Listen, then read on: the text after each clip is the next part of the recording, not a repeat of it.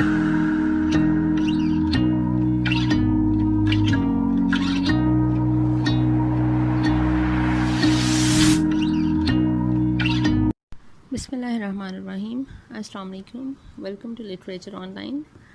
आज का टॉपिक है the rime of the ancient mariner. Samuel Taylor Coleridge की पोइम है ये, ठीक है, एस.टी. कॉलरिज की पोइम है the rime of the ancient mariner.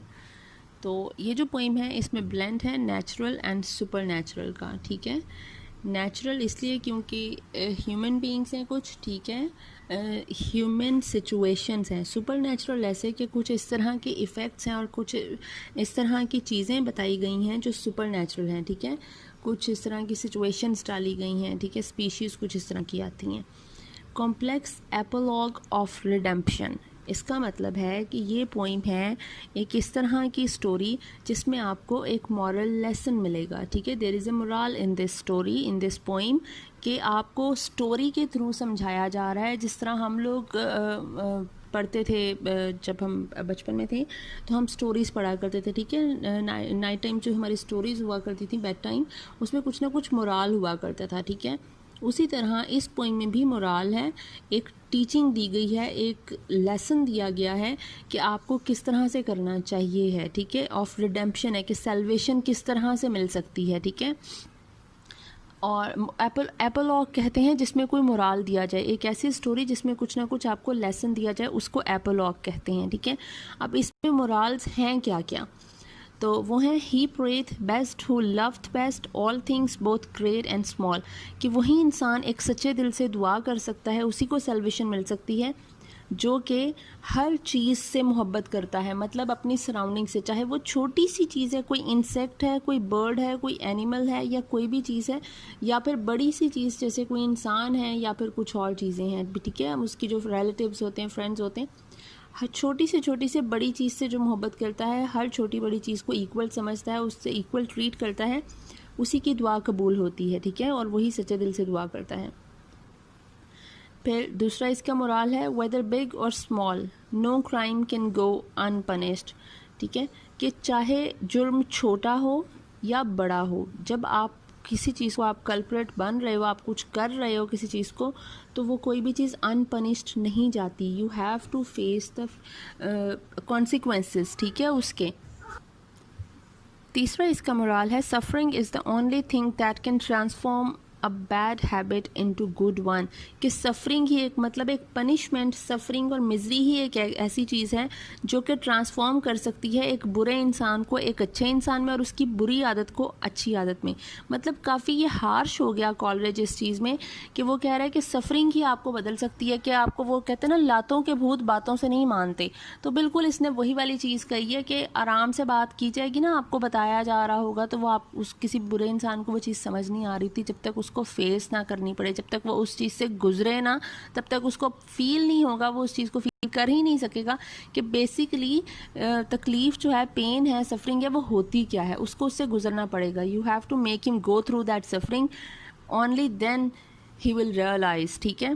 फिर कहता है कि सफरिंग ब्रिंग्स विजडम, कि सफरिंग ही एक ऐसी चीज़ है जो किसी इंसान को वाइजर बनाती है, विजडम लाती है उसमें, it makes a bad man wise, ठीक है। अब हम इसकी स्टोरी की तरफ आते हैं। मैं आपको इसकी स्टोरी बताऊंगी the rime of the ancient mariner की, लेकिन इस तरह से कि आपको पूरी क्लियर हो जाएगी और आप अपना क्वेश्चन सॉल्व कर सकते हैं, ठीक है।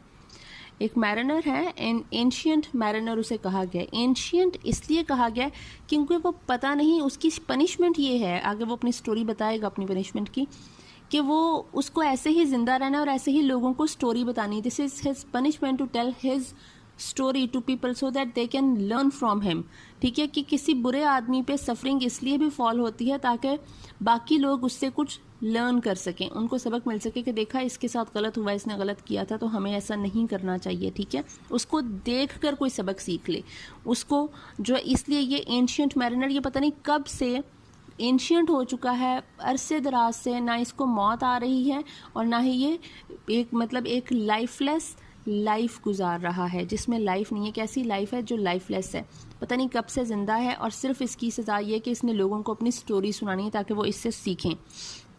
अब यहाँ पे भी वो अपनी बोट लेकर आया है, वेडिंग गेस्ट हैं जिन्होंने आना है इसकी बोट पे, ठीक है। ये उनकी तरफ जिस तरह मैरिनर जो है ये अब उनकी तरफ जो है वो देखता है, इसकी जो आई में इसकी कहा जाता है magnetic power in his glittering eyes, जिस तरह से वो वेडिंग गेस्ट को देखता है इसकी आइज़ को ग्लिटरिंग आइज़ कहा गया है, ठीक है। तो वो जो इसकी गेज़ है उसमें एक सुपर नेचुरल सी चीज़ होती है, उसमें एक अजीब सी चीज़ होती है जो उन लोगों को थोड़ा सा हैरान कर देती है, ठीक है। उसके बाद खैर वो बैठते हैं और ये इसका सफ़र शुरू हो जाता है। और सफ़र मैरिनर जो है वो सेल कर रहा है from his native town to polar regions में वो जा रहे हैं, ठीक है। Initially everything was fine, after crossing the equator strong flood forced the ships towards south. पहले पहले सब कुछ ठीक था, ठीक है, इक्वेटर क्रॉस कर लिया, लेकिन अचानक से शिप जो है वो कुछ इस तरह की जो है वो हवा चली कि शिप जो है वो साउथ की तरफ जाना शुरू हो गया, ठीक है। मतलब इन्होंने उस तरफ को ट्रैवल नहीं करना है, लेकिन अब शिप उस तरफ को खुद ब खुद सेल कर रहा है, ठीक है। वहाँ पे ship traps in an iceberg in Antarctica में शिप जो है वो फंस जाता है, ठीक है, एक आइसबर्ग में फंस जाता है, ठीक है। जिस तरह टाइटैनिक एक आइसबर्ग से टकरा गया था, ये वाला जो शिप है ये आइसबर्ग में फंस गया है अंटार्कटिका में, ठीक है। वहाँ पे एक परिंदा आता है एल्बेट्रॉस, ठीक है। Albatross appears and sellers feed and, जब तक तो सेलर्स उसको ट्रीट कर रहे हैं अच्छे तरीके से उसको फीड कर रहे हैं, उसको खिला पिला रहे हैं, तो इनको लगता है कि ये जो एल्बेट्रॉस है, ये जो बर्ड है वाइट कलर का, ये इनके लिए गुड ऑमेन है, ठीक है, गुड लक लेकर आया है, गुड फॉर्चून लेकर आया है, ठीक है, कि ये यहाँ से निकल जाएंगे। वो उसको बड़े अच्छे तरीके से ट्रीट कर रहे हैं, ठीक है। तो होता भी यही है कि वो उनके लिए गुड लक ही होता है, ठीक है, कि वो उसको एक अच्छे तरीके से ट्रीट करें। एक छोटे से परिंदे को चाहे तो ना पूछते, ठीक है।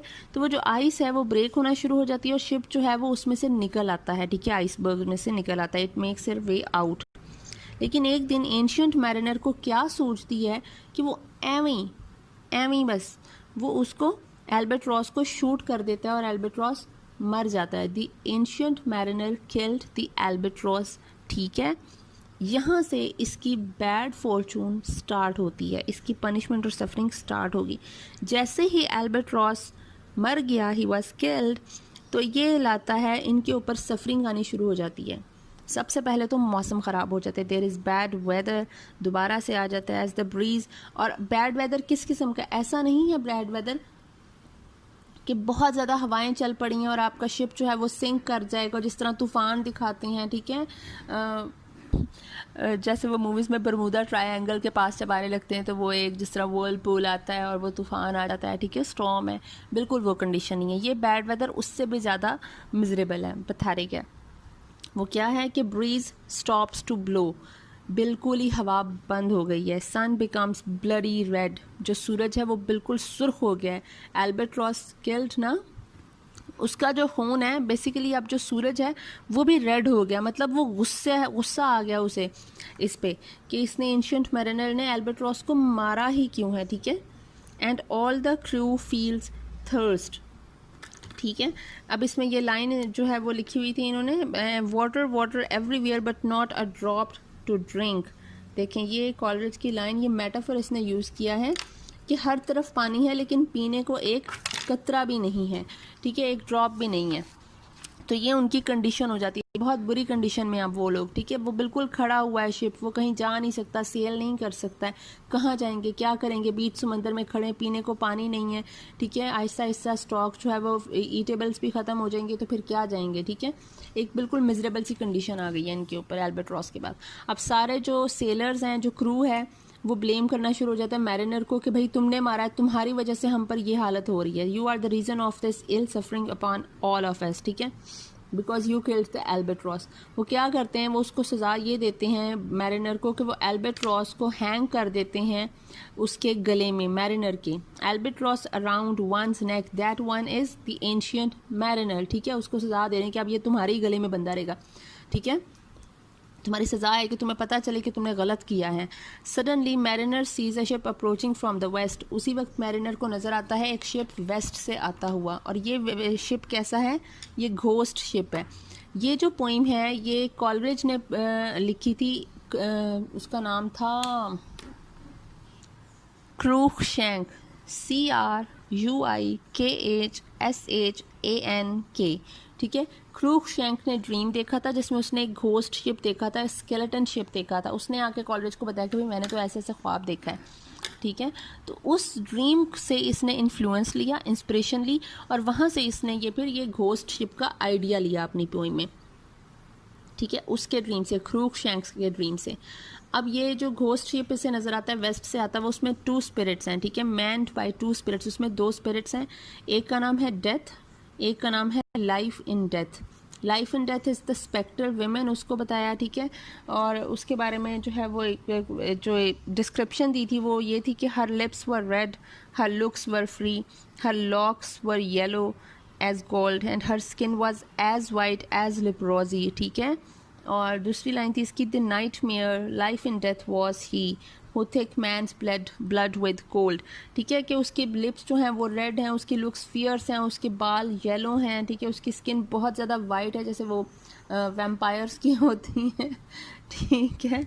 और ये एक ड्राउना ख्वाब थी लाइफ एंड डेथ, ठीक है, कि उसको देखकर लोगों का खून जो है वो मंजमद हो जाए, जम जाए, ठीक है, जिस तरह लोग कोल्ड मर जाते हैं, ठीक है। तो बिल्कुल ऐसे ही वो थी, ठीक है। और लाइफ इन डेथ, डेथ तो डेथ को ही रिप्रेजेंट करी, सिंबलाइज करी है कि आप पे डेथ आ जाएगी, लेकिन जो लाइफ इन डेथ है वो सिंबलाइज करी है हार्डशिप को और सफरिंग इन लाइफ को, जो इटरनल सफरिंग आपने देखनी है कि आपकी ज़िंदगी जो है वो मौत से बदतर हो जाए, वो है लाइफ इन डेथ, ठीक है। और the 2 spirits play dice on mariner's ship's crew, अब वो डाइस खेलती हैं, death wins the sailor and life in death wins the ancient mariner, जिसका मतलब है डेथ विंस द सेलर का मतलब है कि सेलर सब मर जाएंगे, ठीक है। और life in death wins the ancient mariner, उसका मतलब है कि मैरिनर सिर्फ जिंदा रहेगा लेकिन उसकी ज़िंदगी जो है वो मौत से बदतर हो जाएगी, ठीक है। अब सब मर चुके हैं, मैरिनर जिंदा है, and he lives on troubled with seeing the curse in corpses eyes, और वो उनकी जो कॉर्प्सेस आइज के वो जो क्रू की जो लाशें पड़ी हुई हैं उनकी आंखों में जितना गुस्सा है और उसके लिए जितने जो वो मतलब एक नफरत है, कर्स है कि इसकी वजह से हम कर रहे हैं, ब्लेम है, उनकी आंखों में देखकर इसको और ज़्यादा गिल्टी फील हो रहा है, ठीक है। With their last expression fixed और इन देयर आइज, मतलब उनकी आंखों में जो एक ब्लेम था ना, एक जो उसके लिए एक फीलिंग थी कि इसकी वजह से हमारे साथ ये हाल हुआ है, वो उनकी आंखों में ठहर गया है। और मैरिनर की ये पनिशमेंट है कि वो उनको देखे और उसको मज़ीद गिल्ट फील हो, और उस पर ऊपर से एल्बाट्रॉस भी उसके गले में है, ठीक है। And this continues for 7 days and nights, ये सिचुएशन 7 दिन के लिए चलती है। मैरिनर फील्स कंप्लीट लोनलीनेस, और वो अकेला उस शिप पे है और वो बहुत ज़्यादा तन्हा है, ठीक है। One day he sees water snakes and blesses them unaware. As a result of this praise and appreciation to God's creature, his suffering ends. ठीक है। अब होता ये है कि एक दिन वो 7 दिन और 7 रातों के बाद वो ऐसे समंदर में जिस तरह देख रहे हैं उसे वाटर स्नेक्स नज़र आ रहे हैं। देखें, स्नेक्स जो हैं वो यूज़ होते हैं, वो सिंबलाइज करते हैं सफरिंग को, ठीक है। लेकिन ये वाटर स्नेक्स बहुत ज़्यादा खूबसूरत है, वो उसको नुकसान पहुंचा सकते थे, लेकिन इसको उनको देखकर क्या आया कि कितनी खूबसूरत क्रिएचर है, अल्लाह ताला ने मतलब कितनी खूबसूरत बनाई, वो प्रेज़ करता है बल्कि उनको, ठीक है, कि ये लोग जो हैं वो खूबसूरत हैं, उनकी तारीफ़ कर रहा है, ठीक है। वो जो एक चीज़ है कि उनकी एग्जिस्टेंस को वो एक्सेप्ट कर रहा है कि वो अगर एग्जिस्ट कर रहे हैं तो उसकी एक रीज़न है, ठीक है।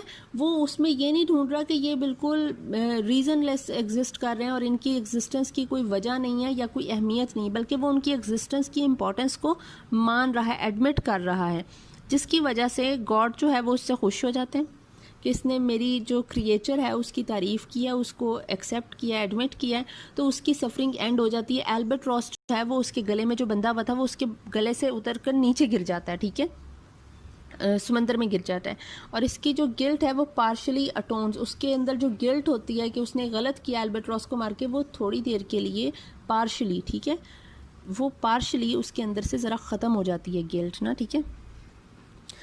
Good fortune comes to him wind, अब फिर दोबारा से गुड फॉर्चून उस पर आ जाती है। अब वो विंड दोबारा से चलनी शुरू हो गई है और सेलर्स जो मर गए थे वो दोबारा से उठने लग गए हैं, ठीक है। वो जो उठने लग गए हैं तो उसके लिए वो जो लाइंस हैं, वो जो लाइन है वो बड़ी सुपर नेचुरल किस्म की हैं, बड़ी हॉरिबल किस्म की एक वो डिपिक्शन दी गई है।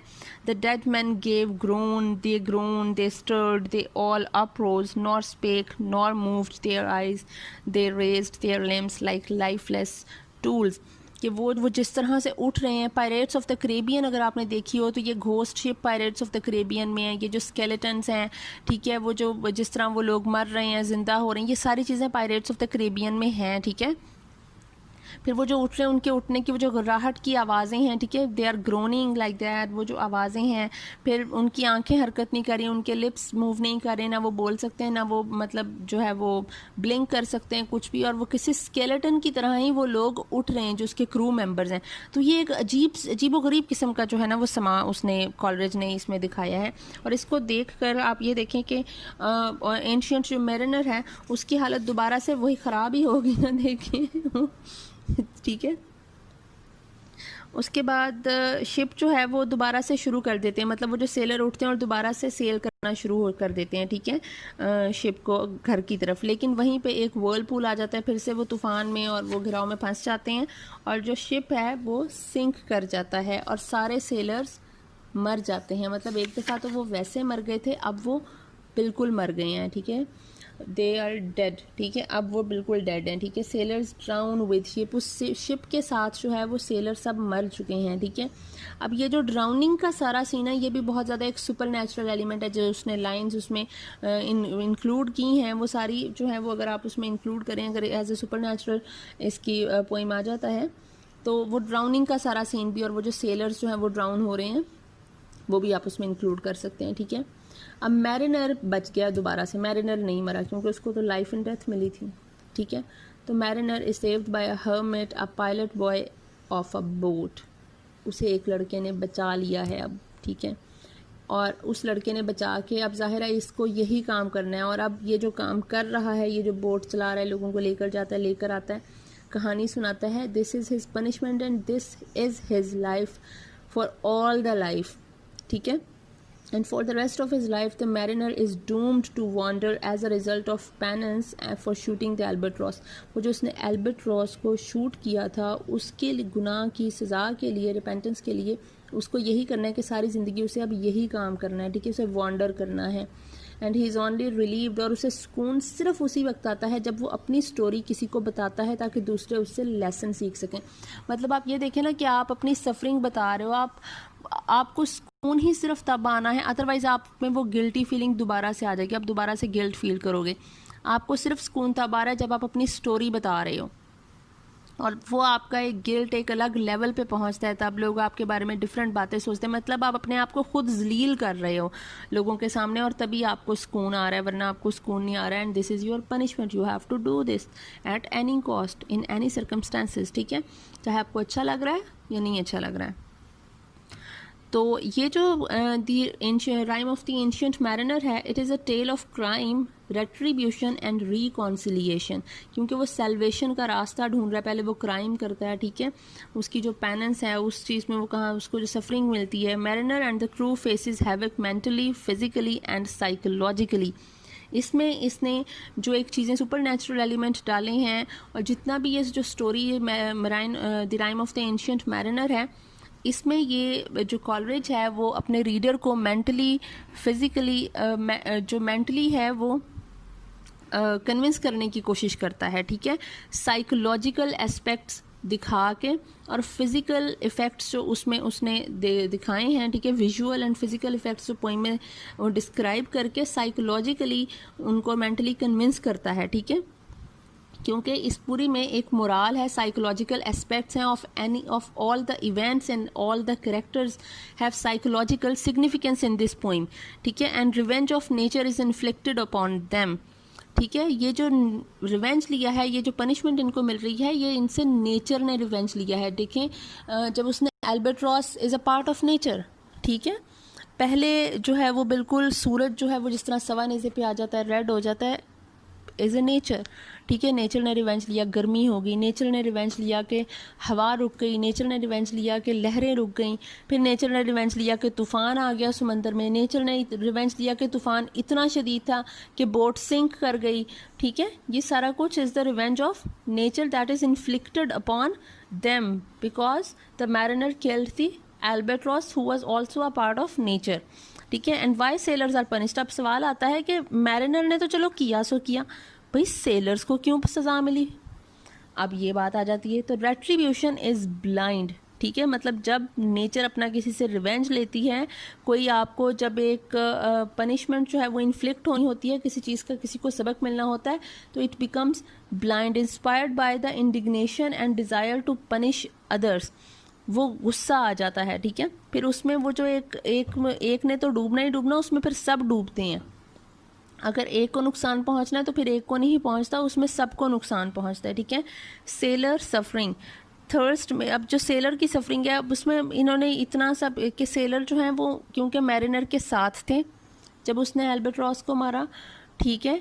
एक तो इसलिए कि उन्होंने देखा इस सारे सीन को। सेलर पे लेकिन सफरिंग का जो है वो इतना सा थोड़ा सा कम कर दी गई है कि उनको मार दिया गया, उन पर डेथ आ गई, उनको लाइफ इन डेथ नहीं मिली, जो कि एक इटर्नल सफरिंग थी। मैरिनर को मिली इटर्नल सफरिंग, ठीक है, for ever, for always he has to suffer from these things, ठीक है, उसको इटर्नल सफरिंग मिली। लेकिन सेलर को सिर्फ पहले वो जो थर्स्ट वाला सीन था कि वो उनको प्यास लग रही है और पीने को पानी नहीं है, और दूसरी जो है वो उनको इंस्टेंट डेथ मिल गई, ठीक है, दैट इज़ देयर पनिशमेंट, कि उनको इंस्टेंट डेथ मिल गई। तो ये इसका जवाब है। तो आई होप आपको समझ आ गई होगी अब इस पोइम की। Thank you so much.